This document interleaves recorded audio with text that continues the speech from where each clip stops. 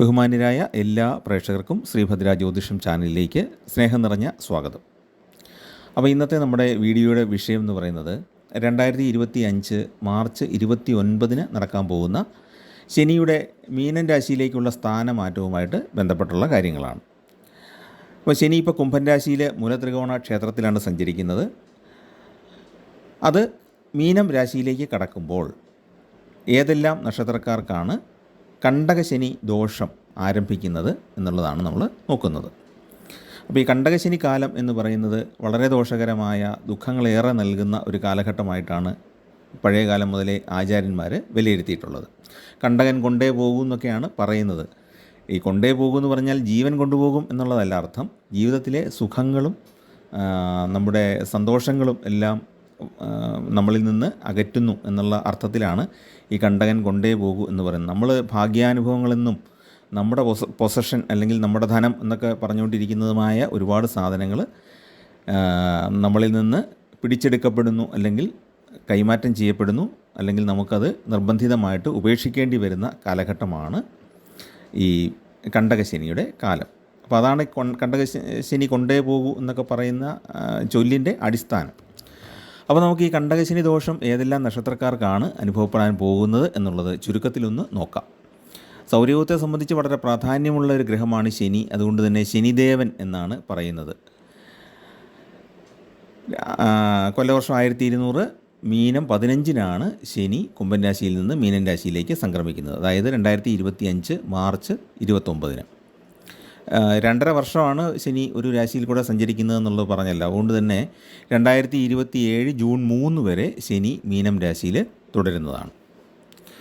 അപ്പോൾ ഈ ജ്യോതിഷത്തിൻ്റെ ഉപയോഗം എന്താണ് എന്ന് ചോദിക്കുമ്പോൾ, ജ്യോതിഷത്തിൽ വിശ്വാസമുള്ള ആളുകളെ സംബന്ധിച്ചിടത്തോളം സൂര്യാദി ഗ്രഹങ്ങളുടെ ചലനങ്ങൾ, അവ തമ്മിലുള്ള അകലം, ഗ്രഹങ്ങൾ തമ്മിലുള്ള യോഗങ്ങൾ, ദൃഷ്ടികൾ, ഇതൊക്കെ എങ്ങനെയാണ് മനുഷ്യജീവിതത്തെ സ്വാധീനിക്കുന്നത് എന്നുള്ളതിനെ പറ്റിയാണ്.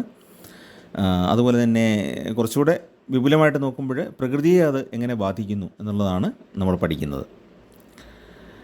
വളരെ ചുരുക്കി പറഞ്ഞാൽ പ്രപഞ്ചത്തിലെ ഓരോ ഗ്രഹങ്ങളുടെയും ചലനങ്ങൾ നമ്മളെ വളരെയേറെ ബാധിക്കുന്നുണ്ട്. നമ്മുടെ ഭക്ഷണ രീതി, നമ്മുടെ ജീവിത രീതി, നമ്മുടെ പെരുമാറ്റം, വസ്ത്രധാരണം, ഇതിനെല്ലാം ഈ ഗ്രഹങ്ങൾ ബാധിക്കുന്നുണ്ട്.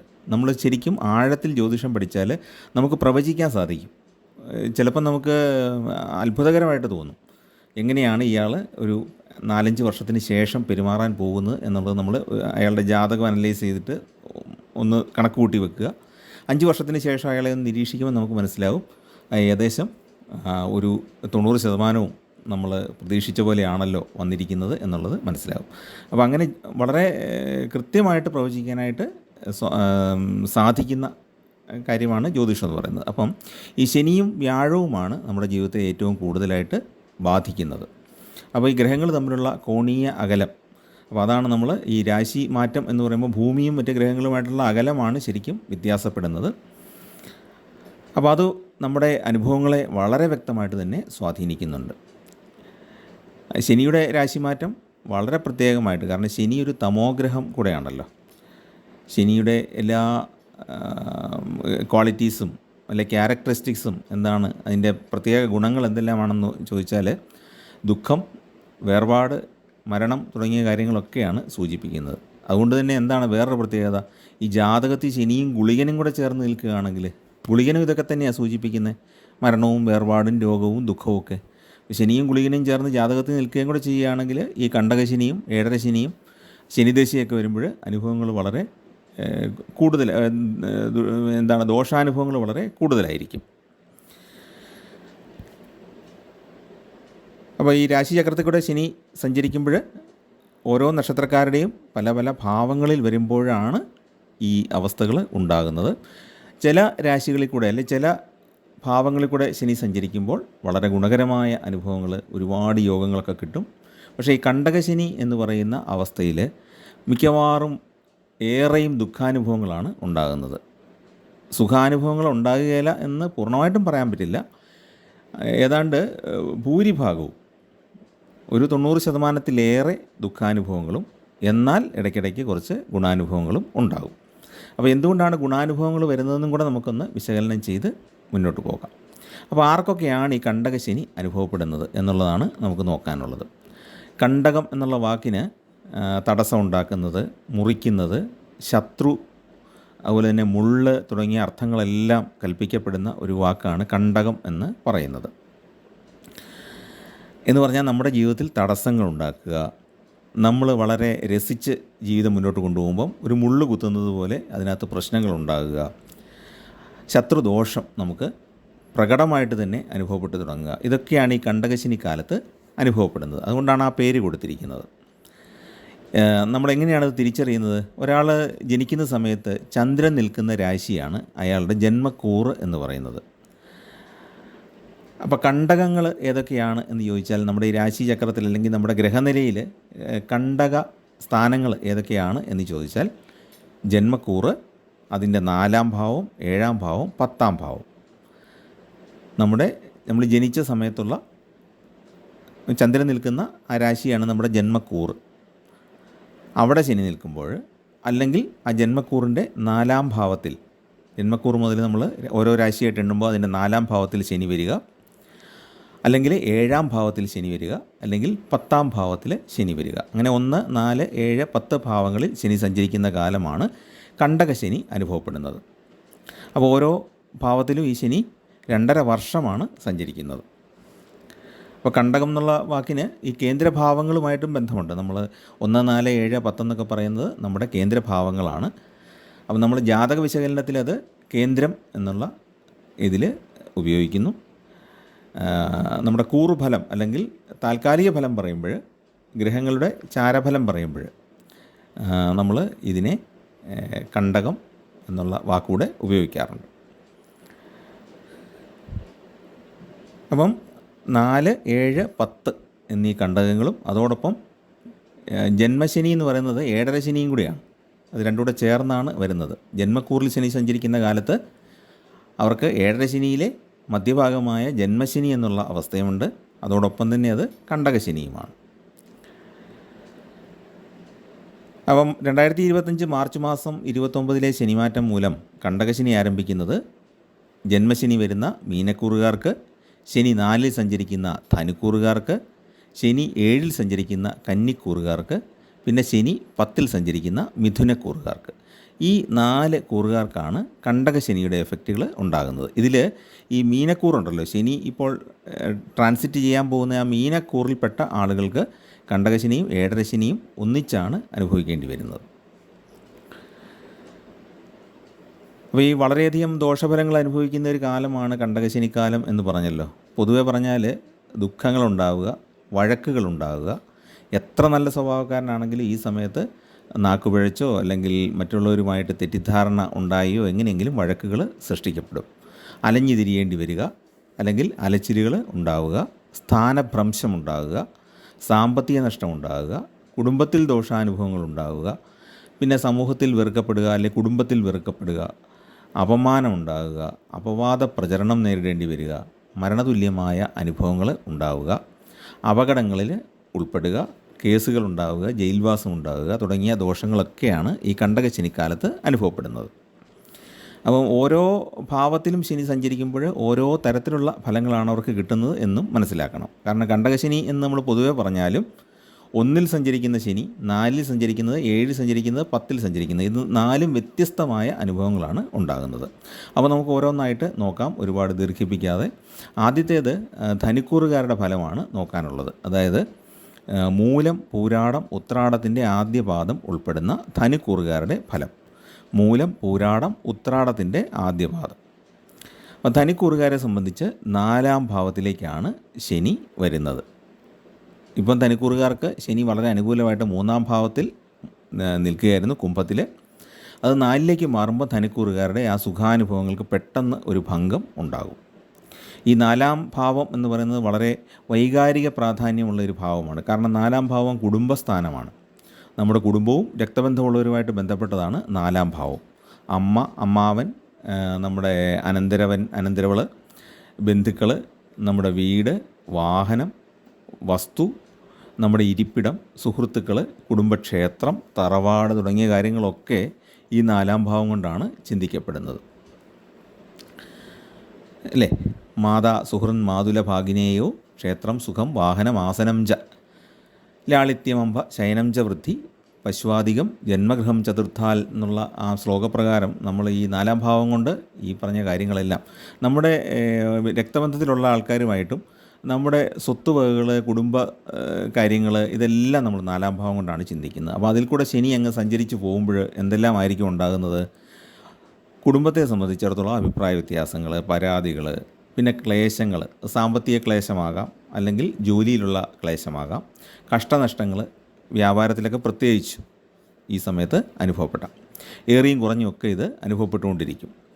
പിന്നെ 4-ാം ഭാവം എന്ന് പറയുന്നത് മാതാവിനെ സൂചിപ്പിക്കുന്ന ഭാവമാണ്. മാതാവിൻ്റെ ആരോഗ്യ കാര്യങ്ങളിൽ പ്രശ്നമുണ്ടാകാം, ചികിത്സ ആവശ്യമായിട്ട് വരാം. അതേ സമയത്ത് തന്നെ സ്വന്തം ദേഹാരോഗ്യത്തിലും നമ്മൾ ശ്രദ്ധ പുലർത്തണം. അതുപോലെ മനസ്സിൻ്റെ ആരോഗ്യത്തിലും ശ്രദ്ധ പുലർത്തണം. ഒരുപാട് നെഗറ്റീവായിട്ടുള്ള അനുഭവങ്ങളുണ്ടാകുമ്പോൾ നമ്മുടെ മനസ്സിന് ഒരു ചാഞ്ചല്യം അനുഭവപ്പെടും. എന്താണ് നമ്മൾ ചെയ്യുന്നതിൻ്റെ തെറ്റാണോ, നമ്മൾ ശരിയെന്ന് വിചാരിച്ച് ചെയ്തതൊന്നും ശരിയല്ലേ എന്നൊക്കെയുള്ള ഒരുപാട് കാര്യങ്ങൾ, ആരും നമ്മളെ സഹായിക്കുന്നില്ല, ഒറ്റപ്പെട്ടു പോകുന്നു, ഇങ്ങനെയുള്ള ഒരുപാട് ചിന്തകൾ ഈ സമയത്തുണ്ടാകാം. അതുപോലെ തന്നെ വാഹനങ്ങൾക്കും വീടിനുമൊക്കെ അറ്റകുറ്റപ്പണി വേണ്ടി വരുന്ന അവസ്ഥയുണ്ടാകാം. ബന്ധുക്കളുമായിട്ട് പിണക്കമുണ്ടാകാം. വസ്തു തർക്കങ്ങളൊക്കെ ഉണ്ടാകാം. അത് ചിലപ്പം കോടതി കയറേണ്ട അവസ്ഥ പോലും ഉണ്ടാകാം. ഇതെല്ലാം ജാതകത്തിലെ ഗ്രഹനിലയെ കൂടെ ആശ്രയിച്ചാണ് നിൽക്കുന്നത്. ജാതകത്തിൽ ഒരു നിയമപ്രശ്നത്തെ നേരിടേണ്ടി വരുന്ന അവസ്ഥ ഉണ്ടെങ്കിൽ തീർച്ചയായിട്ടും ഈ കാലത്ത്, കണ്ടകശനിക്കാലത്ത്, ഏഴരശനിക്കാലത്ത് ഒക്കെയാണ് അത് നേരിടേണ്ടി വരുന്നത്. അപ്പോൾ ഈ 4 ശനി സഞ്ചരിക്കുമ്പോൾ കുടുംബപരമായ പ്രശ്നങ്ങളുമായിട്ട് ബന്ധപ്പെട്ട് നിയമ നടപടികൾ ഉണ്ടാകാനുള്ള സാധ്യത ഉണ്ട്. വ്യവഹാരങ്ങളും ഉണ്ടാകാം. കൃഷിയും കൃഷിഭൂമിയുമായിട്ട് ബന്ധപ്പെട്ട പല പ്രശ്നങ്ങളും ഉണ്ടാകാം. കൃഷി നഷ്ടത്തിൽ വരിക, കൃഷിഭൂമി നഷ്ടപ്പെടുക, ഇതൊക്കെ ഉണ്ടാകാം. നാൽക്കാലി സമ്പത്തിനെ ബാധിക്കുന്ന പല പ്രശ്നങ്ങളുണ്ടാകാം. നമ്മളിപ്പം ഫാമുകളും പശു വളർത്തലും ഒക്കെ നടത്തുന്ന ആൾക്കാരാണെങ്കിൽ, അല്ലെങ്കിൽ പശുവിനെയോ എരുമയോ ആടിനെയോ ഒക്കെ വളർത്തുന്ന ആളുകൾ, അതുപോലെ തന്നെ ഇപ്പോഴത്തെ രീതിയിൽ കോഴി ഫാമൊക്കെ നടത്തുന്ന ആൾക്കാർ, അപ്പോൾ അവർക്കൊക്കെ ഈ കണ്ടകശനിക്കാലത്ത് വളരെ ശ്രദ്ധ പുലർത്തേണ്ട ഒരു സമയമാണ്. അല്ലെങ്കിൽ ഈ ജീവികൾക്കും അസുഖമൊക്കെ വന്ന് നമുക്ക് കഷ്ടനഷ്ടങ്ങൾ ഉണ്ടായേക്കാം.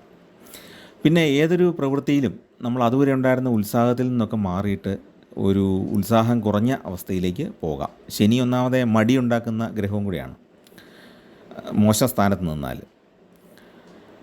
പിന്നെ കുടുംബക്ഷേത്രവുമായിട്ട് ബന്ധപ്പെട്ട പ്രതികൂല സാഹചര്യങ്ങൾ ഉണ്ടാകാം. 4-ാം ഭാവത്തിന് കുടുംബക്ഷേത്രവുമായിട്ടും ഒരു ബന്ധമുണ്ട്. കുടുംബക്ഷേത്രം ജീർണോദ്ധാരണം ചെയ്യണമെന്ന് വിചാരിച്ചിരിക്കുമ്പോൾ ആ പണം വേറൊരു കാര്യത്തിന് ചിലവഴിച്ച് പോവുക, ഇതൊക്കെ ഉണ്ടാകാം. ആരോഗ്യപരമായ പല ക്ലേശങ്ങൾക്കും സാധ്യതയുണ്ട്. പ്രത്യേകിച്ച് ഹൃദയ സംബന്ധമായ രോഗങ്ങളുള്ളവർ കൃത്യമായ ചികിത്സ തേടേണ്ടതാണ്. ഏതൊരു ആരോഗ്യ പ്രശ്നം ഉണ്ടായാലും വൈദ്യസഹായം കൃത്യമായിട്ട് തേടേണ്ടതാണ്. ഇതാണ് നമുക്ക് ചുരുക്കത്തിൽ പറഞ്ഞാൽ ധനുക്കൂറുകാർക്ക് ഉണ്ടാകാനിടയുള്ള അനുഭവങ്ങൾ. പക്ഷേ ധനുക്കൂറുകാർ ഇതെല്ലാം കേട്ടിട്ട് കണ്ടമാനം വിഷമിക്കേണ്ട കാര്യമൊന്നുമില്ല. മറ്റൊരു പ്രത്യേകതയുണ്ട്. 2025 മെയ് മാസം ആകുമ്പോഴത്തേക്കും വ്യാഴം ധനുക്കൂറുകാരുടെ 7-ാം ഭാവത്തിലേക്ക് വരും. അതായത് ധനുക്കൂറുകാരുടെ 7-ാം ഭാവമായ മിഥുനത്തിലേക്ക് വ്യാഴം കടക്കും. അത് കണ്ടകശനിയുടെ ദോഷഫലങ്ങൾ അല്പം കുറയ്ക്കുന്നതാണ്. അപ്പോൾ വ്യാഴത്തിൻ്റെ സ്ഥാനം 7-ാം ഭാവത്തിലേക്കുള്ള ആ മാറ്റം എന്ന് പറയുന്നത് ഗുണകരമാണ്. അതുകൊണ്ട് തന്നെ ധനുക്കൂറുകാരെ സംബന്ധിച്ചിടത്തോളം ആ മെയ് മാസം മുതൽ ഈ ശനിയുടെ ദോഷ അനുഭവങ്ങൾ ഒരല്പം കുറയും. വ്യാഴത്തിൻ്റെ അനുഭവങ്ങൾ, വ്യാഴം 7-ൽ സഞ്ചരിക്കുമ്പോഴുള്ള അനുഭവങ്ങൾ ഗുണകരമായിട്ടും വരും. എന്നാൽ ഈ ശനി കണ്ടകശനിയായിട്ട് നിൽക്കുന്ന 4-ൽ നിൽക്കുന്ന കാലം മുഴുവൻ വ്യാഴത്തിൻ്റെ ഈ ഗുണം കിട്ടുകയില്ല. കാരണം വ്യാഴം ഒരു വർഷമേ ഒരു രാശിയിൽ നിൽക്കുന്നുള്ളൂ. ഒരു വർഷം കഴിയുമ്പോഴത്തേക്കും വ്യാഴം, അതായത് 2026 ജൂൺ ആകുമ്പോഴത്തേക്കും വ്യാഴം എങ്ങോട്ട് കിടക്കും? 7-ൽ നിന്ന് 8-ലേക്ക് അഷ്ടമ വ്യാഴം എന്നുള്ള അവസ്ഥ വരും. ആ സമയത്ത് കുറേയേറെ പ്രശ്നമുണ്ടാകും. കാരണം കണ്ടകശനിയുമാണ്, 8-ൽ വ്യാഴവുമാണ്. അപ്പം ദൈവാധീനവും കുറയും, ശനിയുടെ പ്രശ്നങ്ങളും ഉണ്ടാകാം. അപ്പോൾ ആ സമയത്ത് നമ്മൾ എന്താ ചെയ്യേണ്ടത്? നമ്മുടെ ജീവിത രീതിയിൽ കുറച്ച് മാറ്റങ്ങൾ വരുത്തുക. നമ്മൾ സ്വയം ഒന്ന് തിരിച്ചറിയാനായിട്ട് ശ്രദ്ധിക്കുക. ഇനി നമ്മുടെ ഈ വീഡിയോയുടെ ഒടുവിൽ കുറേ പരിഹാര കർമ്മങ്ങളും വഴിപാടുകളും ജീവിത രീതിയിൽ വരുത്തേണ്ട മാറ്റങ്ങളൊക്കെ പറയുന്നുണ്ട്. അപ്പോൾ അതുകൂടി ഒന്ന് കേട്ട് നോക്കുക. അടുത്തത് പിന്നെ കന്നി കൂറിൽ വരുന്ന ഉത്രത്തിൻ്റെ 2, 3, 4 പാദങ്ങൾ, അത്തം ചിത്തിരയുടെ 1, 2 പാദങ്ങൾ, ഇത്രയും നക്ഷത്രങ്ങളിൽ ജനിച്ച ആളുകൾക്കുള്ള ഫലങ്ങളാണ് നോക്കാനുള്ളത്. അതായത് ഉത്തര നക്ഷത്രത്തിൻ്റെ 1/4 ഭാഗം, അത്തം നക്ഷത്രം, ചിത്തിരയുടെ ആദ്യ പകുതി ഭാഗം, ഇത്രയിൽ ജനിച്ച ആൾക്കാരാണ് കന്നിക്കൂറിൽ വരുന്നത്. അപ്പോൾ അവരെ സംബന്ധിച്ച് കണ്ടകശനി എവിടെയാണ്? 7ാം ഭാവത്തിലാണ് കണ്ടകശനി വരുന്നത്. ഈ 7ാം ഭാവത്തിൻ്റെ പ്രത്യേകത പ്രണയം, വിവാഹം, ദാമ്പത്യം, അതുപോലെ തന്നെ പങ്കാളിത്ത ബിസിനസ്സുകൾ ഇതിനെയൊക്കെ സൂചിപ്പിക്കുന്നതാണ്. അപ്പോൾ അത് സംബന്ധിച്ച് നമ്മൾ നോക്കുമ്പോഴത്തേക്ക് വിദേശയാത്രയും സൂചിപ്പിക്കുന്നത് 7ാം ഭാവമാണ്. ഒരു പരിധിവരെ പല പല കോമ്പിനേഷനുണ്ട്, എന്നാലും അതും 7ാം ഭാവം കൊണ്ട് തന്നെ നമുക്ക് നോക്കാം. അപ്പം 7ൽ ശുഭഗ്രഹങ്ങൾ നിൽക്കുന്നത് എപ്പോഴും നല്ലതാണ്. അതേസമയത്ത് ശുക്രൻ ഒഴിയുകയാണ് കേട്ടോ. ശുക്രൻ 7 നിൽക്കുന്നത് നല്ലതല്ല. മറ്റ് ശുഭഗ്രഹങ്ങളൊക്കെ നിന്നാൽ 7 നിന്നാൽ നല്ലതാണ്. പ്രണയവും വിവാഹത്തിൻ്റെ കാര്യത്തിൽ ഗ്രഹങ്ങളുടെ സ്ഥാനം കൊണ്ട് തീരുമാനമെടുക്കാം. അപ്പോൾ 7 ശനി വന്നാലുള്ള, അല്ലെ ശനി അതിലേക്കൂടെ സഞ്ചരിക്കുമ്പോഴുണ്ടാകുന്ന പ്രവർത്തനം എന്താണ്? പ്രണയത്തിൽ വിഘ്നമുണ്ടാകാം. അതുപോലെ തന്നെ ഭാര്യാഭർത്താക്കന്മാർ തമ്മിൽ സ്നേഹക്കുറവ് ഉണ്ടാകാം. പ്രണയ സാഫല്യത്തിന് തടസ്സമുണ്ടാകാം. ചെറുപ്പക്കാരുടെയൊക്കെ വിവാഹ കാര്യത്തിൽ തീരുമാനം നീണ്ടുപോകാനുള്ള സാധ്യത ഉണ്ട്. ശനി എപ്പോഴും തടസ്സമുണ്ടാക്കുന്ന ഗ്രഹമാണ്. അപ്പോഴും നമ്മൾ ശനിയെ ശപിക്കണ്ട. എന്താ കാരണം എന്ന് വെച്ചാൽ, ഈ ചിലപ്പോൾ ഒരു വിവാഹം മാറിപ്പോകുന്നത് നമ്മുടെ ഗുണത്തിന് വേണ്ടിയായിരിക്കും. ശനിദേവൻ എന്ന് നമ്മളെപ്പോഴും പറയുന്നത് എന്തുകൊണ്ടാണ്? മറ്റേതെങ്കിലും ഗ്രഹത്തിനെ ദേവൻ എന്ന് നമ്മൾ പറയാറില്ലല്ലോ. ശനിദേവൻ എന്നെപ്പോഴും പറയുന്നതിൻ്റെ ഒരു പ്രത്യേകത എന്താണെന്ന് വെച്ചാൽ, ശനി ഒരുപാട് തിരിച്ചറിവുകൾ നൽകുന്ന ഗ്രഹമാണ്. ഒരു സമയത്ത് ചില കാര്യങ്ങൾ മുടങ്ങിപ്പോകുന്നത് പിന്നീട് നമുക്ക് അനുഗ്രഹമായിട്ട് അനുഭവപ്പെടും. ചിലപ്പോൾ ആദ്യം നമ്മൾ പ്രതീക്ഷിച്ച് പോകുന്ന ഒരു ജോലി കിട്ടാതെ വരുന്നത് എന്തുകൊണ്ടായിരിക്കും? അതിലും നല്ല ഒരെണ്ണം അതിൻ്റെ പുറകെ വരുന്നുണ്ടായിരിക്കും. ഒരു വിവാഹം ചിലപ്പോൾ മുടങ്ങിപ്പോകുന്നത് എന്തുകൊണ്ടായിരിക്കാം? അത് ദാമ്പത്യത്തിൽ പ്രശ്നങ്ങൾ ഉണ്ടാക്കുന്നൊരു വിവാഹം ആകുന്നത് കൊണ്ടായിരിക്കും. അപ്പോൾ ശനി പല കാര്യങ്ങളിലും സൂചനയാണ് നൽകുന്നത്. അപ്പോൾ അത്തരം കാര്യങ്ങളിലാണ് നമുക്ക് ജ്യോതിഷത്തിൻ്റെ പ്രാധാന്യം വരുന്നത്. പഴയ കാലത്ത് ഈ ശനിയും ചൊവ്വയൊക്കെ 7 സഞ്ചരിക്കുന്ന കാലത്ത് വിവാഹം നടത്താൻ പാടില്ല എന്നൊക്കെ വ്യവസ്ഥ ചെയ്തിരുന്നു. ഇങ്ങേറ്റം ചൊവ്വാഴ്ചയും ശനിയാഴ്ചയും വിവാഹം നടത്തുകയില്ലായിരുന്നു. മന്ദാരവാരങ്ങളെന്നാണ് പറയുന്നത്, ശനിയും ചൊവ്വയും. ശനിയാണ് മന്ദൻ, ആരൻ എന്ന് പറഞ്ഞാൽ ചൊവ്വ.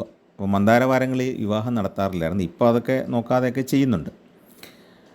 അതുപോലെ തന്നെ ഈ 7 ശനി സഞ്ചരിക്കുന്ന കാലത്ത് കലഹമുണ്ടാകും, അനുരഞ്ജനം ഇല്ലായ്മ ഉണ്ടാകും.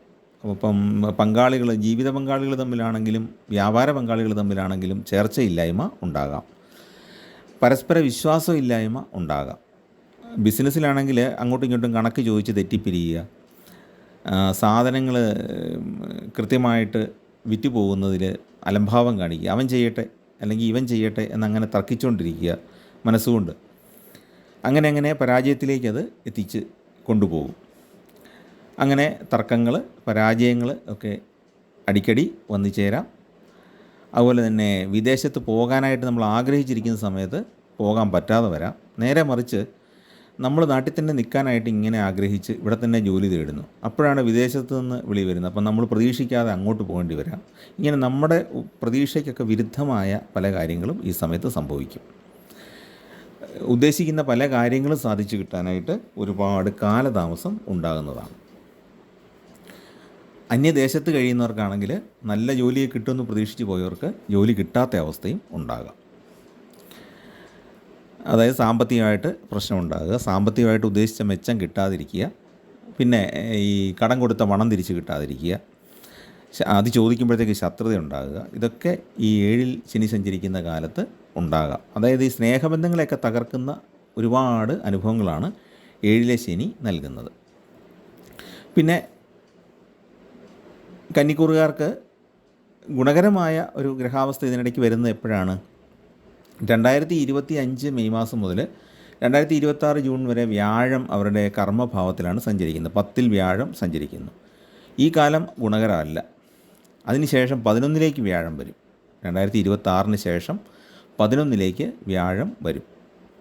ആ 2026 മുതൽ 2027 വരെയുള്ള കാലം അവർക്ക് ശനിദോഷങ്ങളുടെ കാഠിന്യം കുറയുകയും ദൈവാധീനം വർദ്ധിക്കുകയും ചെയ്യും. ആ സമയത്ത് ജോലി കിട്ടാനും വിവാഹം നടക്കാനും ഒക്കെ സാധ്യതയും ഉണ്ട്, വ്യാഴം 11 വരുമ്പോൾ. അപ്പോൾ ഈ ഏതാണ്ട് ഒരു വർഷത്തോളം കുറേയേറെ തടസ്സങ്ങളും തെറ്റിദ്ധാരണകളും വഴക്കുകളുമൊക്കെ ഉണ്ടാകാം.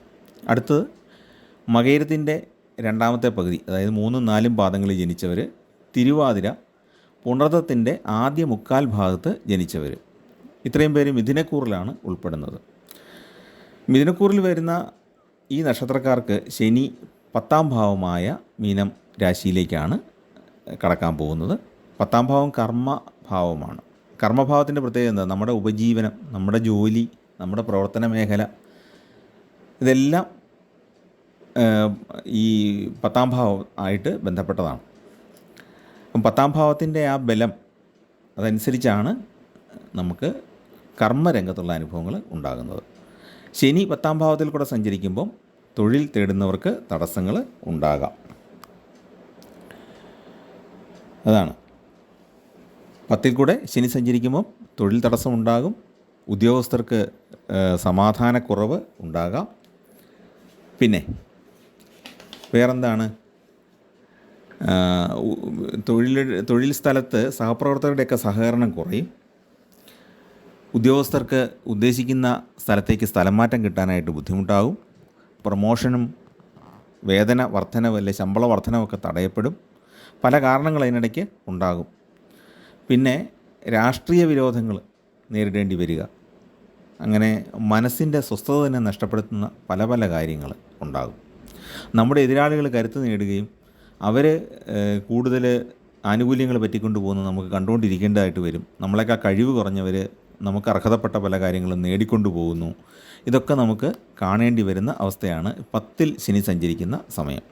കാരണം കർമ്മഭാവത്തിൽ നമ്മൾ എത്ര പ്രഗത്ഭനായിരുന്നാലും നമ്മളെക്കാൾ പ്രാഗൽഭ്യം കുറഞ്ഞ ആൾക്കാർ നമ്മളെക്കാൾ നേട്ടം ഉണ്ടാക്കുന്നത് കണ്ടുകൊണ്ടിരിക്കേണ്ടി വരുന്ന ഒരു ദുഃഖാവസ്ഥയാണ് 10ൽ ശനി സഞ്ചരിക്കുമ്പോൾ ഉണ്ടാകുന്നത്. പ്രതിസന്ധികളും പ്രശ്നങ്ങളും ഒക്കെ ഉണ്ടാകും. ഒട്ടും സുഗമമല്ല യാത്ര എന്നുള്ളതാണ് നമുക്ക് എടുത്തു പറയേണ്ടത്. യാത്ര എന്ന് പറയുമ്പം 2 തരത്തിലും, ജീവിതയാത്രയും അതുപോലെ തന്നെ നമ്മൾ ടൂറോ അങ്ങനെയൊക്കെ പോവുകയാണെങ്കിലും അവിടെയും ബുദ്ധിമുട്ടുകളും, നമ്മൾ ഉദ്ദേശിക്കുന്ന രീതിയിലൊരു റൂം കിട്ടുകയില്ല, അല്ലെങ്കിൽ ഉദ്ദേശിച്ച വഴികളിൽ കൂടെ പോകാൻ പറ്റുന്നില്ല. അങ്ങനെയൊക്കെ ചെറിയതും വലിയതുമായ തടസ്സങ്ങൾ വന്നുകൊണ്ടിരിക്കും.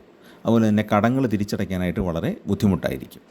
അപ്പോൾ ഇതെല്ലാം ഈ 10ൽ കണ്ടകശനി സഞ്ചരിക്കുമ്പോൾ ഉണ്ടാകുന്ന ഫലങ്ങളാണ്. പിന്നെ അവരെ സംബന്ധിച്ചിടത്തോളം ഈ 2005 വർഷമധ്യം മുതൽ 2026 വർഷമധ്യം വരെ വ്യാഴം അവരുടെ ധനഭാവത്തിലാണ് സഞ്ചരിക്കുന്നത് എന്നുള്ള ഒരു ഗുണമുണ്ട്. അത് 2ാം ഭാവത്തിലേക്കാണ് വ്യാഴം വരുന്നത്. പക്ഷേ 2026 ശേഷം 2026 വർഷമധ്യം കഴിയുമ്പോഴത്തേക്കും വ്യാഴം 3ലേക്ക് സഞ്ചരിക്കും. ആ സമയത്ത് വീണ്ടും മനസ്സിന് പ്രയാസം ഉണ്ടാക്കുന്ന അനുഭവങ്ങൾ അവർക്ക് ഉണ്ടാകും. അപ്പോൾ ഈ കണ്ടകശനി പൊതുവെ പറയുമ്പം വളരെയേറെ പ്രയാസങ്ങളുണ്ടാക്കും. ഇതിനിടയ്ക്ക് ഇങ്ങനെ വ്യാഴവും ശുക്രനും ബുധശുക്ര യോഗം തുടങ്ങിയ കാര്യങ്ങളൊക്കെ ചേർന്ന് വരുമ്പം, അതുപോലെ ബുധാദിത്യ യോഗം ഒക്കെ ചേർന്ന് വരുമ്പോൾ കുറേ ഗുണാനുഭവങ്ങൾ ഉണ്ടാകും. അത് പിന്നെ മാറിപ്പോവും. ശനിയുടെ എഫക്റ്റ് ആയിരിക്കും എപ്പോഴും മുൻപന്തിയിൽ നിൽക്കുന്നത്, കൂടുതൽ നമുക്ക് അനുഭവവേദ്യമായിട്ട് വരുന്നത്. ഇനി അടുത്തത് ജന്മക്കൂറിൽ ശനി സഞ്ചരിക്കുന്ന മീനക്കൂറുകാരുടെ ഫലമാണ്. നേരത്തെ പറഞ്ഞല്ലോ, മീനക്കൂറുകാർക്ക് ജന്മശനിയുമാണ് കണ്ടകശനിയുമാണ്. അപ്പം മീനക്കൂറുകാർക്ക് ശനി മീനം രാശിയിൽ പ്രവേശിക്കുമ്പോഴത്തേക്കും ജന്മശനി തുടങ്ങുന്നു. മീനക്കൂറിൽ വരുന്നത് പൂരുരുട്ടാതിയുടെ അവസാന പാദം, ഉത്രട്ടാതി, രേവതി, ഇത്രയും നക്ഷത്രമാണ് മീനക്കൂറി വരുന്നത്. പൂരുരുട്ടാതിയുടെ 4ാമത്തെ പാദം, ഉത്രട്ടാതി, രേവതി. അപ്പം വളരെ പരീക്ഷണം നിറഞ്ഞ ഒരു കാലഘട്ടം എന്ന് വേണമെങ്കിൽ ചുരുക്കത്തിൽ പറയാം. പരീക്ഷണം നിറഞ്ഞൊരു കാലഘട്ടം. 2.5 വർഷം ബുദ്ധിമുട്ടായിരിക്കും, നല്ല രീതിയിൽ ബുദ്ധിമുട്ടാണ്. ശരിക്കും 2.5 വർഷമല്ല, 5 വർഷവും. 7.5 ശനി ആയതുകൊണ്ട് തന്നെ ജന്മശനിയുണ്ട്, അത് കഴിഞ്ഞ് 2ൽ ശനിയും ഉണ്ട്. അപ്പോൾ അത് കുറച്ച് ബുദ്ധിമുട്ടായിരിക്കും. അതിൽ ജന്മശനി ആണ് ഏറ്റവും ബുദ്ധിമുട്ട്. അതിന് ഈ 2 കാരണങ്ങളുണ്ട്. അത് കണ്ടകശനിയുമാണ്, 7.5 ശനിയുടെ മധ്യഭാഗവുമാണ്. വിശ്വാസവഞ്ചനയാണ് ഏറ്റവും പ്രധാനമായിട്ട് ശ്രദ്ധിക്കേണ്ടത്. എപ്പോഴും നമുക്കൊരു ശ്രദ്ധ ഉണ്ടായിരിക്കണം. ഏതൊരു കാര്യം ചെയ്താലും, ആരെ എന്ത് കാര്യം ഏൽപ്പിച്ചാലും നമ്മുടെ ഒരു നോട്ടം അവിടെ ഇല്ലെങ്കിൽ അബദ്ധം പറ്റാനിടയുള്ള ഏറ്റവും പ്രധാന കാലഘട്ടമാണ് ഈ ജന്മശനി എന്ന് പറയുന്നത്. നമ്മൾ മനസ്സുകൊണ്ടോ വാക്കുകൊണ്ടോ ഒന്നും ചെയ്യാത്ത, അല്ലെങ്കിൽ നമ്മുടെ മനസ്സറിയാത്ത പല പ്രവൃത്തികൾക്കും പഴി കേൾക്കേണ്ടി വരുന്ന അവസ്ഥ ഉണ്ടാകും. വാഗ്ദാനങ്ങൾ പാലിക്കാൻ കഴിയാതെ നമ്മൾ വിഷമിക്കും. സാമ്പത്തികമായിട്ട് വളരെയേറെ ബുദ്ധിമുട്ടുകൾ നേരിടും. പൈസ ബാങ്കിലുണ്ടെങ്കിൽ പോലും എടുത്ത് ഉപയോഗിക്കാൻ പറ്റാത്ത അവസ്ഥ പോലും ഉണ്ടാകാം. പിന്നെ ആധിവ്യാധികൾ, അതായത് നമുക്ക് ശരീരപ്രയാസങ്ങൾ ഉണ്ടാകുക, മനപ്രയാസം ഉണ്ടാകുക, അങ്ങനെ ആധി വ്യാധി എല്ലാം കലർന്ന ഒരു കാലഘട്ടമാണ്. നമ്മൾ മറ്റുള്ളവരോട് സംസാരിക്കുമ്പോൾ അതിൽ പല വാക്കുകളും തെറ്റിദ്ധരിക്കപ്പെടുകയും അവർ നമ്മളോട് പിണങ്ങുകയും ചെയ്യാം. ബന്ധുക്കളുടെ കാര്യത്തിലും സുഹൃത്തുക്കളുടെ കാര്യത്തിലും ഒക്കെ ഇത് സംഭവിക്കാം. അപ്പോൾ അതുകൊണ്ട് തന്നെ വളരെ പ്രാർത്ഥനയോടെയും നല്ല ജീവിത രീതി അനുവർത്തിച്ചും മാത്രമേ ഈ ഒരു കാലഘട്ടം അവർക്ക് കടന്നു പോകാൻ പറ്റുള്ളൂ. കാരണം മനുഷ്യജീവിതത്തിലെ ഒരു പ്രത്യേക കാലഘട്ടമാണ് ഈ കണ്ടകശനി എന്നും ഏഴരശനി എന്നൊക്കെ പറയുന്ന ഓരോ കാലഘട്ടം. അത് രണ്ടും ഒന്നിച്ചു വരുന്നത് ഏതെങ്കിലും ഒരു കൂറിൽപ്പെട്ട ആൾക്കാർക്ക് ഇത് രണ്ടും കൂടെ ഒന്നിച്ചു വരുന്ന അവസ്ഥയും ഉണ്ടാകാറുണ്ട്. അങ്ങനെയാണ് ഇപ്പോൾ മീനക്കൂറുകാർക്ക് സംഭവിക്കാൻ പോകുന്നത്. അപ്പോൾ അവിടെ ഒരു പ്രത്യേകത എടുത്ത് പറയേണ്ടത് ഈ ശനിയുടെ ഒരു ബന്ധുക്ഷേത്രമാണ്, അല്ലെങ്കിൽ സമക്ഷേത്രമാണ് ഈ മീനം എന്ന് പറയുന്നത്. സമക്ഷേത്രം, അതാണ് കറക്റ്റ്. ശനിയും വ്യാഴവും സമഗ്രഹങ്ങളാണ്. അപ്പം വ്യാഴത്തിൻ്റെ ശത്രുതയൊന്നുമില്ല. അതുകൊണ്ട് തന്നെ വലിയ ഒരു ദ്രോഹമാണോ ശനി ചെയ്യുന്നത് എന്ന് ചോദിച്ചാൽ അങ്ങനെ പറഞ്ഞുകൂടാ. എങ്കിൽ പോലും നമ്മളെ തിരുത്തുന്ന, നമ്മുടെ അതുവരെയുള്ള ജീവിത അനുഭവങ്ങളെയൊക്കെ മാറ്റിമറിക്കുന്ന കുറേ അനുഭവങ്ങൾ ഈ സമയത്ത് ഉണ്ടാകും. അപ്പോൾ അത് മനസ്സിലാക്കിയിരിക്കുക. ഈ അനുകൂല കാലഘട്ടം വരുമ്പോഴത്തേക്കും നമ്മളത് നല്ല രീതിയിൽ ഉപയോഗിക്കുക. പ്രതികൂല കാലഘട്ടത്തിൽ സാഹസങ്ങളൊന്നും കാണിക്കാതിരിക്കുക. അത് ശാരീരികമായിട്ടാണെങ്കിലും സാമ്പത്തികമായിട്ടാണെങ്കിലും പ്രവർത്തനപരമായിട്ടാണെങ്കിലും വലിയ സാഹസത്തിനൊന്നും പോകാതെ പ്രാർത്ഥനയും മനസ്സിന് ധൈര്യം നൽകുന്ന ആക്ടിവിറ്റികളൊക്കെ ആയിട്ട് മുന്നോട്ട് പോവുക. നല്ല ബോധ്യമുള്ള കാര്യങ്ങൾ മാത്രം ചെയ്യുക. ഊഹാപോഹങ്ങൾ വെച്ചുകൊണ്ടൊന്നും എടുത്ത് ചാടരുത് ഒരു കാര്യത്തിലും. പ്രത്യേകിച്ച് ഈ ഷെയർ മാർക്കറ്റിലോ പൈസ മുടക്കി ചെയ്യുന്ന കാര്യങ്ങളിലോ ഒന്നും, പുതിയ ബിസിനസ് തുടങ്ങുന്നതൊക്കെ നന്നായിട്ട് പഠിച്ചിട്ട് മാത്രമേ ചെയ്യാവുള്ളൂ. ഈ കണ്ടകശനിക്കാലത്ത് അങ്ങനെയൊന്നും എടുത്തിയാടി ഓരോന്നും ചെയ്യരുത്. ആരെങ്കിലും പറയുന്നത് കേട്ടുകൊണ്ടൊന്നും ചെയ്യരുത്. അപ്പോൾ 2026 വർഷത്തിൻ്റെ മധ്യഭാഗമാകുമ്പോഴത്തേക്കും വ്യാഴം മീനക്കൂറുകാരുടെ 5ാം ഭാവമായ കർക്കടകത്തിലേക്ക് വരും. അത് വ്യാഴത്തിൻ്റെ ഉച്ചരാശിയാണ്. 2025 മിഥുനത്തിലേക്ക് പോകും വ്യാഴം. അതിനുശേഷം 26 ആകുമ്പോഴത്തേക്കും കർക്കടകത്തിലേക്ക് വരും. അപ്പോൾ ആ സമയത്ത് ദോഷാനുഭവങ്ങൾ കുറയുന്ന അവസ്ഥ ഉണ്ടാകും. അപ്പോൾ ദോഷാനുഭവങ്ങൾ കുറയുന്ന അവസരങ്ങൾ നല്ല രീതിയിൽ ഉപയോഗപ്പെടുത്തുക. പിന്നെ കണ്ടകശനിക്കാലത്ത് നക്ഷത്രദശാകാലം അനുകൂലമാണെങ്കിൽ, ഇപ്പോൾ ശുക്രദശയോ അല്ലെങ്കിൽ ചന്ദ്രദശയോ ബുധദശയോ ഒക്കെ ആണെങ്കിൽ, അല്ലെങ്കിൽ വ്യാഴദശ, നല്ല അനുകൂലമായിട്ടുള്ള വ്യാഴദശയൊക്കെ ആണെങ്കിൽ ദോഷം കുറഞ്ഞിരിക്കും. എങ്കിലും മനോവിഷമവും അലച്ചിലും തർക്കവും കലഹവും ഒക്കെ സാമാന്യമായിട്ടെങ്കിലും അനുഭവിക്കേണ്ടതായിട്ട് വരും. ശനിയുടെ ദോഷത്തിൽ നിന്ന് ആർക്കും ഒഴിവാകാൻ പറ്റുകയില്ല. പരമേശ്വരനായ ശിവന് പോലും ശനിദോഷക്കാലത്ത് ഒളിച്ചിരിക്കേണ്ടി വന്ന ഒരവസ്ഥ നിങ്ങൾ പുരാണങ്ങളിൽ വായിച്ചിട്ടുണ്ടായിരിക്കും. ഒരു ഓവിനകത്ത് കയറി ഒളിച്ചിരിക്കേണ്ടി വന്ന ഒരവസ്ഥ ശനി ബാധിച്ച പരമശിവന് ഉണ്ടായിട്ടുണ്ട്. പരമശിവനെ ശനി ബാധിക്കുകയില്ല എന്നാണ് അദ്ദേഹം വിചാരിച്ചിരുന്നതെങ്കിലും ബാധിച്ചപ്പോൾ ഇതാണ് ഉണ്ടായത്. അതിനെപ്പറ്റി ഒരു കഥ നമ്മുടെ പുരാണങ്ങളിൽ ഉണ്ട്. അപ്പോൾ ആർക്കും അതിൽ നിന്ന് രക്ഷയില്ല എന്നുള്ളതാണ് നമ്മൾ മനസ്സിലാക്കേണ്ടത്. നമ്മൾ ഇതിലൊരു ആത്മീയ തത്വം കൂടെ ഉണ്ട് ഈ ശനിയുമായിട്ട് ബന്ധപ്പെട്ട്. കാരണം നമ്മുടെ ജന്മം എന്ന് പറയുന്നത് ഒരു തുടർച്ചയാണല്ലോ, പല പല ജന്മങ്ങളിൽ കൂടെ കടന്നു പോവുകയാണല്ലോ ആത്മാവ്. അപ്പോൾ ആത്മാവിൻ്റെ ഒരു ശുദ്ധീകരണ പ്രക്രിയയാണ് ഈ ശനിയുടെ ഘട്ടങ്ങളിൽ കൂടെ കടന്നു പോകുന്നത്. ഏഴരശനി, കണ്ടകശനി, ശനിദശ, അഷ്ടമശനി, ഇങ്ങനെയൊക്കെ കുറേ ശനിയുമായിട്ട് ബന്ധപ്പെട്ട കുറേ കാലഘട്ടങ്ങളുണ്ട്.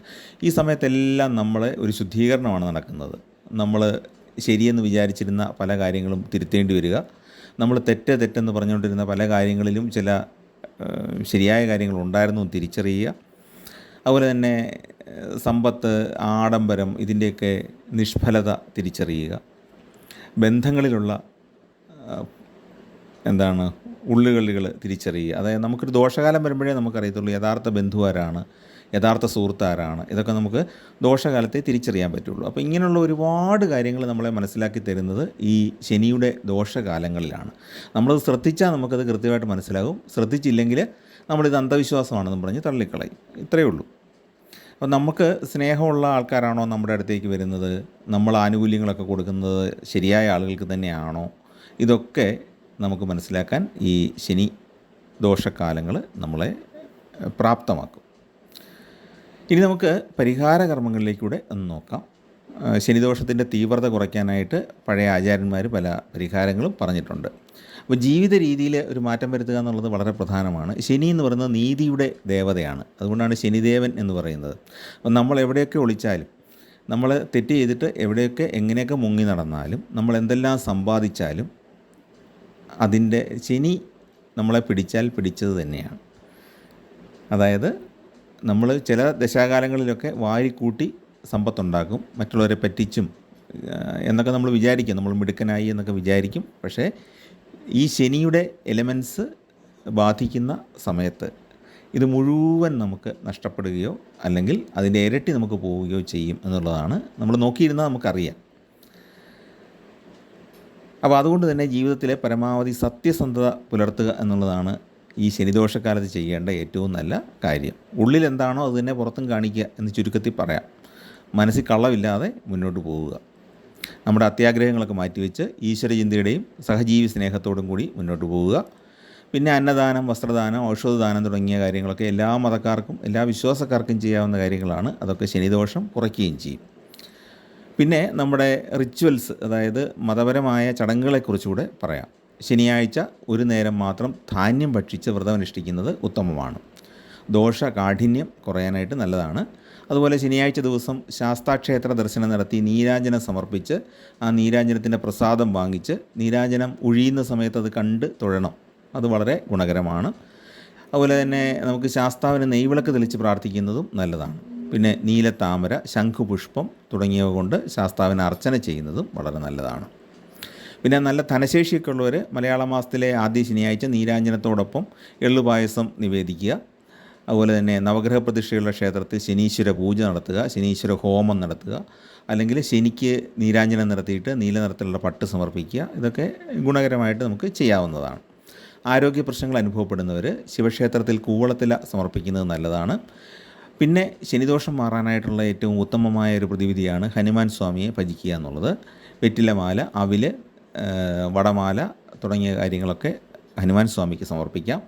ഗണപതി ക്ഷേത്രത്തിൽ കർഗഹോമം, അപ്പം, അട തുടങ്ങിയവയൊക്കെ നേദിക്കുന്നത് ശനിദോഷ കാഠിന്യം കുറയ്ക്കാനായിട്ട് ഏറ്റവും നല്ലതാണ്.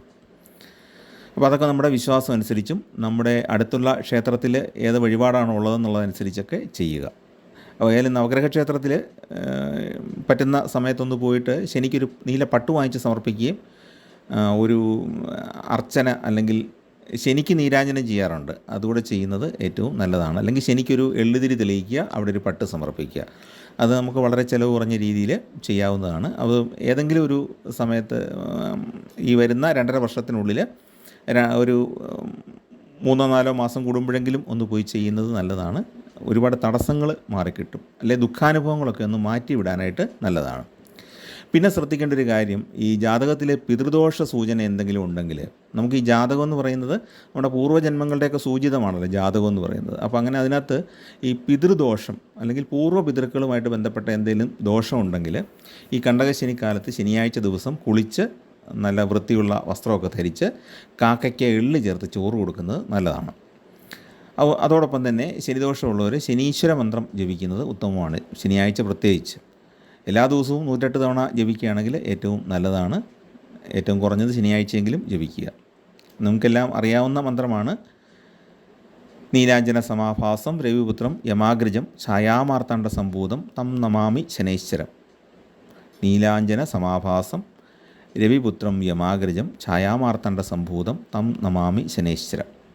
നീലാഞ്ജന സമാഭാസം രവിപുത്രം യമാഗ്രജം ഛായാമാർത്താണ്ഡ സംഭൂതം തം നമാമി ശനൈശ്വരം. ഇത് നമുക്ക് 108 തവണ ജപിക്കാൻ കഴിയുന്നവർ അത് ജപിക്കുക. ഇനി മറ്റൊരു ചെറിയ മന്ത്രം കൂടെ പറയാം. ഓം ശം ശനൈശ്വരായ നമ എന്നുള്ള മന്ത്രം നമ്മൾ ശനിയാഴ്ച ദിവസം ചൊല്ലുന്നത് നല്ലതാണ്. പറ്റുമെങ്കിൽ രാവിലെയും വൈകുന്നേരമൊക്കെ 108 തവണ ചൊല്ലുന്നത് നല്ലതാണ്. 108 തവണ ജപിക്കാൻ പറ്റിയില്ലെങ്കിലും 36 തവണയെങ്കിലും ജപിക്കുന്നത് ഗുണകരമാണ്. പിന്നെ വിശ്വാസമുള്ളവരെ സംബന്ധിച്ച് ഒരു രത്നനിർദ്ദേശം കൂടെ പറയാം. ജാതകം നന്നായിട്ട് പരിശോധിച്ചിട്ട് ശേഷം നന്നായിട്ട് പരിശോധിപ്പിക്കണം. കാരണം ജന്മരാശി കൊണ്ടും അല്ലെങ്കിൽ ജന്മക്കൂറ് കൊണ്ടും നക്ഷത്രം കൊണ്ടും നമ്മുടെ ജനന സമയം കൊണ്ടുമൊക്കെ ഏത് ഗ്രഹമാണ് ഏറ്റവും ഉചിതം എന്നുള്ളത് പരിശോധിച്ച് നോക്കണം. എന്നിട്ട് വേണം ധരിക്കാൻ. എങ്കിലും മറ്റു കുഴപ്പങ്ങളൊന്നും ഇല്ല എന്നുണ്ടെങ്കിൽ ഇന്ദ്രനീലം ഇരുമ്പ് കൊണ്ടുള്ള മോതിരത്തിൽ കെട്ടി ധരിക്കുന്നത് ശനിദോഷം മാറ്റാൻ വളരെ സഹായകരമാണ്. ഇന്ദ്രനീലമാണ് ശനിയുടെ രത്നം, ഇരുമ്പാണ് ലോഹം. അപ്പം ഇരുമ്പ് കൊണ്ട് ഒരു വളയം ഉണ്ടാക്കിയിട്ട് അതിൽ ഇന്ദ്രനീലം കെട്ടി ധരിക്കുന്നത് ശനിദോഷം കുറയ്ക്കാൻ കുറേയേറെ ഗുണകരമാണ്. അപ്പോൾ ഈ രത്നം നമ്മുടെ ശരീരത്തിൽ സ്പർശിച്ച് കിടക്കണം. അപ്പോൾ രത്നത്തിൻ്റെയൊക്കെ ക്വാളിറ്റി ഉറപ്പ് വരുത്തി മാത്രം അത് വാങ്ങിക്കുക. പിന്നെ അതോടൊപ്പം തന്നെ ശനിയാഴ്ചകളിൽ ശാസ്താ സഹസ്രനാമവും ശനി അഷ്ടോത്തര ശതമൊക്കെ ചൊല്ലുന്നത് നല്ലതാണ്. അതൊക്കെ പഠിച്ചിരുന്നാൽ ശനിദോഷത്തിൽ നിന്ന് നല്ലപോലെ മുക്തി നേടാം.